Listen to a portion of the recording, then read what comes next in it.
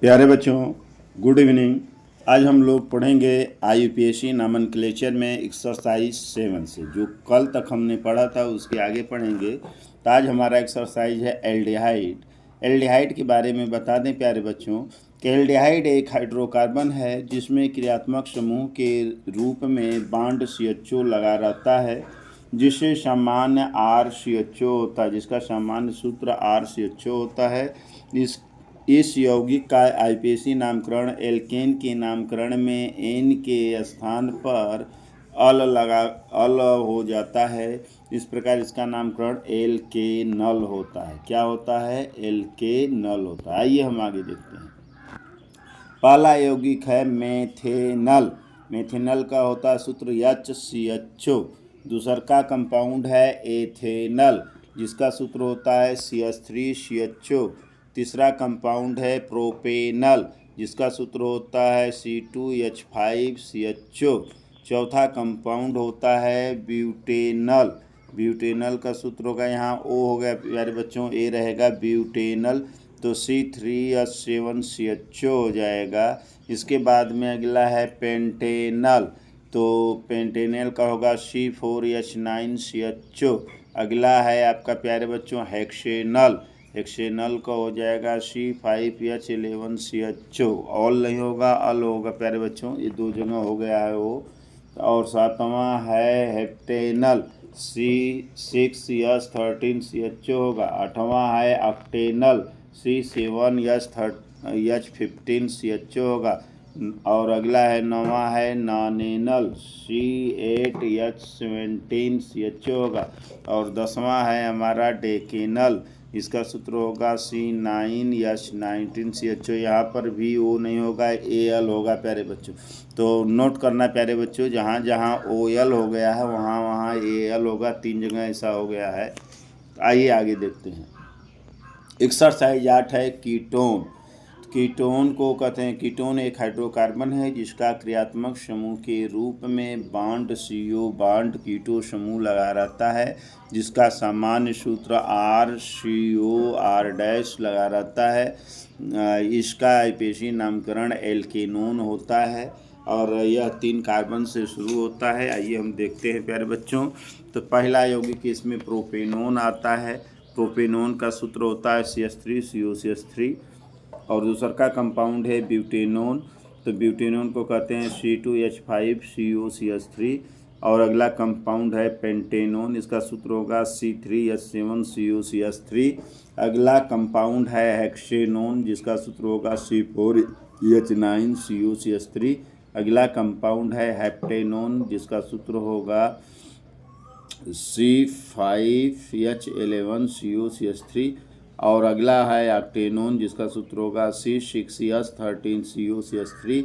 अगला कंपाउंड है नानेनोन, जिसका होगा C7H15COCH3। और लास्ट में 8वां कंपाउंड होगा डेकेनोन, जिसका सूत्र होगा C8H17COCH3। तो इस प्रकार यह कीटोन होता है प्यारे बच्चों। यह सामान्य IUPAC नाम है। और यह जो कीटोन समूह का क्रियात्मक समूह होता है, जिस पोजीशन पर होता है उसका पोजीशन दर्शाया जाता है। जब हमेशा दूसरे पोजीशन पर हो तो नहीं दर्शाते हैं प्यारे। जब इसका पोजीशन 3-4 होता है तो लास्ट में पोजीशन भी लिखा जाता है। आइए हम आगे देखते हैं। अब एक्सरसाइज 9 है ईथर। ईथर के बारे में पढ़ेंगे। तो ईथर एक हाइड्रोकार्बन है जिसका क्रियात्मक समूह बॉन्ड O बॉन्ड होता है, जिससे सामान्य सूत्र है R bond O bond R- होता है, जहाँ पर R तथा R- दो अलग अलग अथवा समान एल्किल समूह हो सकते हैं। इसका IUPAC नामकरण अल्काक्सी एल्केन होता है, अल्कासी एल्केन होता है। आइए हम देखते हैं। पहला है मेथॉक्सीमेथेन। मेथॉक्सीमेथेन का सूत्र होगा CH3OCH3। दूसर का है मेथॉक्सी एथेन, CH3OC2H5। तीसर का कंपाउंड है मेथॉक्सी प्रोपेन, CH3OC3H7।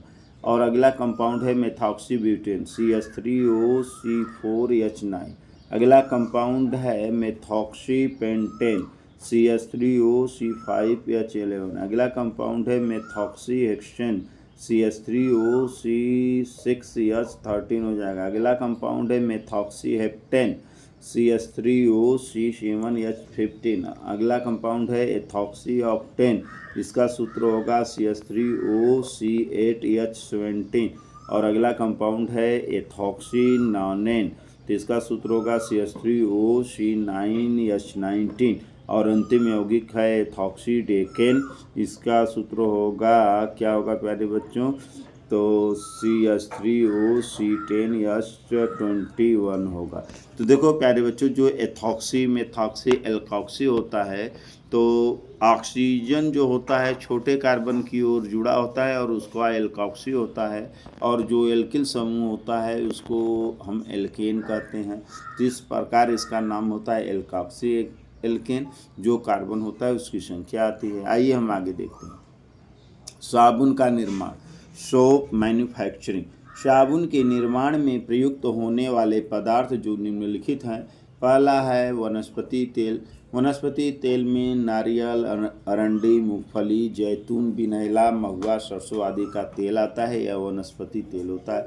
इसके बाद में होता है नंबर 2 कास्टिक पदार्थ, कास्टिक सोडा तथा कास्टिक पोटाश, जिन्हें क्रमशः सोडियम हाइड्रोक्साइड NaOH तथा पोटेशियम हाइड्रोक्साइड KOH भी कहते हैं। इनका जाली विलयन लाई, इसका जलीय विलयन लाई कहलाता है। आइए हम आगे देखते हैं। अन्य पदार्थ भी मिलाया जाता है, तो वह है सोडियम सिलिकेट। इसका प्रयोग साबुन का भार बढ़ाने तथा उसे सख्त, चिकना तथा चमकदार बनाने के लिए किया जाता है। यह साबुन को साफ करने की शक्ति को भी बढ़ा देता है।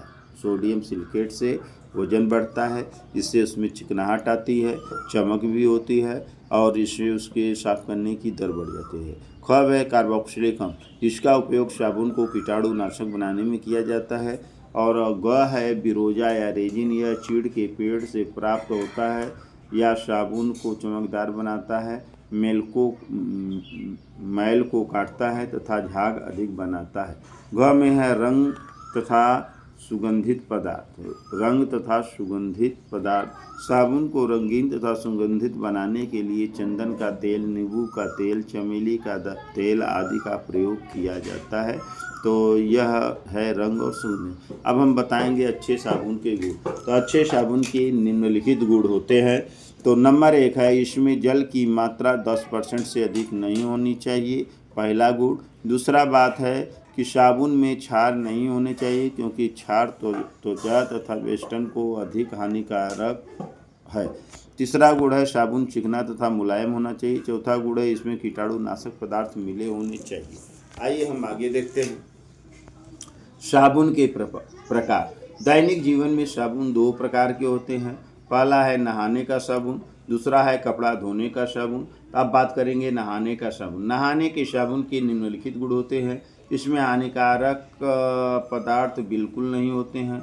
इसमें पूरक पदार्थ नहीं मिलाए जाते हैं। इन साबुन को रंगीन या सुगंधित करने के लिए विभिन्न पदार्थ मिलाए जाते हैं।